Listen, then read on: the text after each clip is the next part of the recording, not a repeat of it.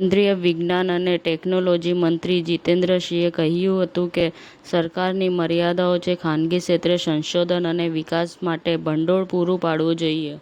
કેન્દ્રએ ભિખારીઓના પુનર્વસનને વિસ્તૃત કરવા માટે સરકારે સ્માઇલ યોજનામાં સુધારો કર્યો. અમદાવાદ મ્યુનિસિપલ કોર્પોરેશનના હોટ મિક્સ પ્લાન્ટમાંથી ડામરનો ઉપયોગ કરી ક્ષતિગ્રસ્ત માર્ગોના સમારકામની કામગીરી પૂરજોશમાં. જન સુરક્ષા સંતૃપ્તિ અભિયાન દ્વારા 14,610 ગ્રામ પંચાયતોને આવરી લેવાનો પ્રયાસ. અગ્રણી જિલ્લા પ્રબંધક. મોરબી જિલ્લાના 3 આયુષ્યમાન આરોગ્ય મંત્રીઓને રાષ્ટ્રીય કક્ષાનું નેશનલ ક્વોલિટી એસ્યોરન્સ સ્ટાન્ડર્ડ પ્રમાણપત્ર એનાયત કરવામાં આવ્યું.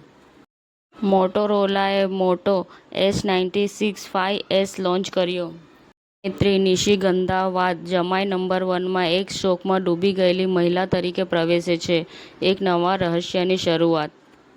અભિનેતા મલ્હાર ઠાકર દ્વારા ઓપનિંગ કરેલ લાઇમલાઇટ લેબ ગ્રોન ડાયમંડ્સે વડોદરામાં નવો સ્ટોર સાથે વિસ્તાર કર્યો.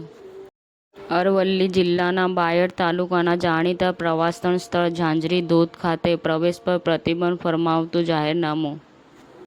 વાંકાનેર નગરપાલિકા દ્વારા રોડ રિપેરિંગની તાત્કાલિક કામગીરી હાથ ધરાઈ.